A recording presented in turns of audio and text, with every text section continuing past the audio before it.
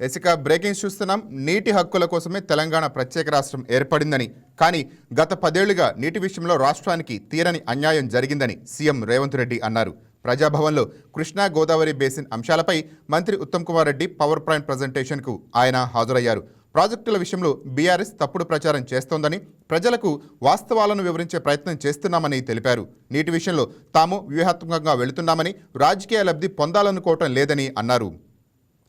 ఉమ్మడి ఏపీకి 811 టీఎంసీల నీటి కేటాయింపులు జరిగాయని, అందులో ఏపీకి 512, తెలంగాణకు 299 టీఎంసీలకు ఒప్పందం కుదిరిందని అన్నారు.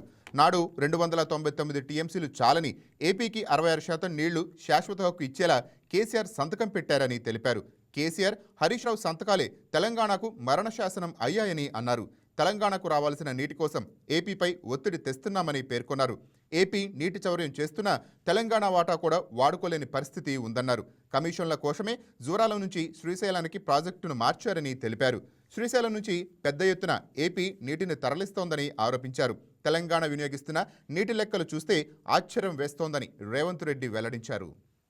హక్కుల కోసం కాంగ్రెస్ పార్టీ ఈ ప్రాంతానికి సంబంధించిన ప్రజాప్రతినిధులు ఒక ఉద్యమంగా కార్యక్రమాన్ని ముందుకు తీసుకెళ్ళి, మాకు అన్యాయం జరుగుతుంది, మాకు న్యాయం జరగాలంటే తెలంగాణ రాష్ట్రం ఏర్పడాల్సిందే.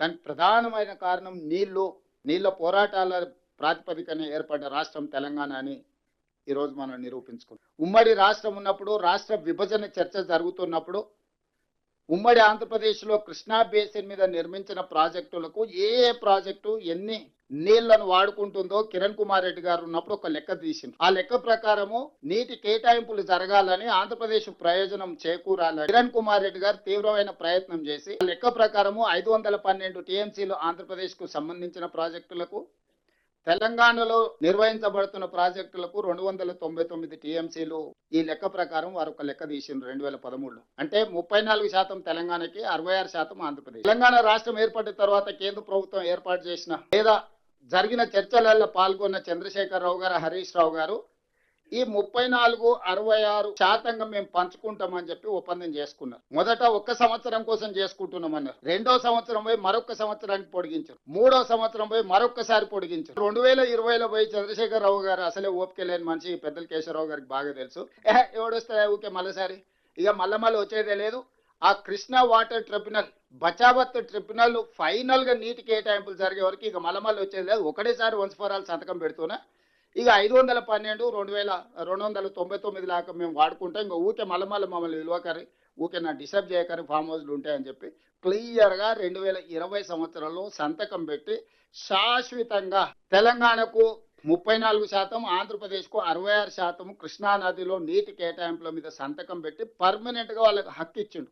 దీనివల్ల ఈ రోజు మీరందరూ గుర్తించాల్సింది, ఈ బచావత్ ట్రిబ్యునల్ ఎప్పుడు వేసిండ్రు అనుకుంటున్నారు? 2004లో. ఈ ప్రకారంగా వాడుకోవడానికి అన్ని ప్రాజెక్టులు పూర్తి చేసుకోవడం కోసం వాళ్ళు బచావత్ ట్రిబ్యునల్ ని ముందుకు పోనిస్తలేరు. డేట్ల మీద డేట్లు వేసుకుంటా సంవత్సరానికి 5-6 హియరింగ్స్ కూడా జరగకుండా వాళ్ళు వాయిదాలు వేసుకుంటూ పోతారు. ఎందుకంటే వాళ్ళకి క్లియర్ గా ఒక లడ్డు దొరికింది. మనమే సంతకం పెట్టి 512 టీఎంసీలు ఆంధ్రప్రదేశ్ వాడుకోవడానికి మేము ఒప్పుకుంటున్నాం, 299 మాత్రం మేము వాడుకుంటాం అని మన సంతకం పెట్టించిన తర్వాత ఇక డిస్ప్యూట్ సెటిల్మెంట్ ఆంధ్రప్రదేశ్ ఎందుకు ముందుకు వస్తుంది?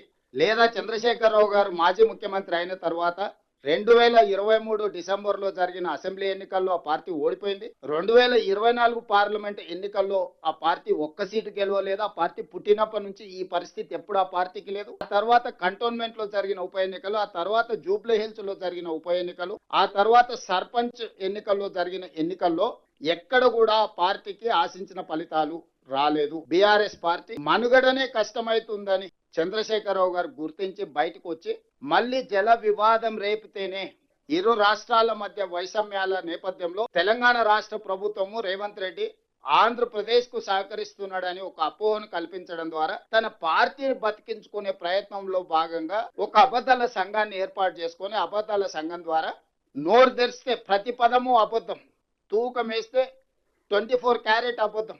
చంద్రశేఖరరావు గారు, హరీష్ రావు గారు చెప్పి ఏదైనా మీరు బంగారంతో మెజర్ చేయాల్సి 24 క్యారెట్ ఈజ్ చాలా అత్యంత నాణ్యమైన బంగారం అంటారు కదా, అట్లా 24 క్యారెట్ అబద్ధాలు చంద్రశేఖరరావు గారు, హరీష్ రావు గారు చెప్పి మన మీద అపోహలు కల్పించే ప్రయత్నం చేస్తున్నారు. అందుకే ఈరోజు వారి నిర్ణయాల వల్ల జరిగిన వాటిని ఉత్తమ్ కుమార్ రెడ్డి గారు ఈ వీడియో మీకు నచ్చినట్లయితే లైక్ చేయండి, షేర్ చేయండి, మా ఛానల్కి సబ్స్క్రైబ్ చేయండి.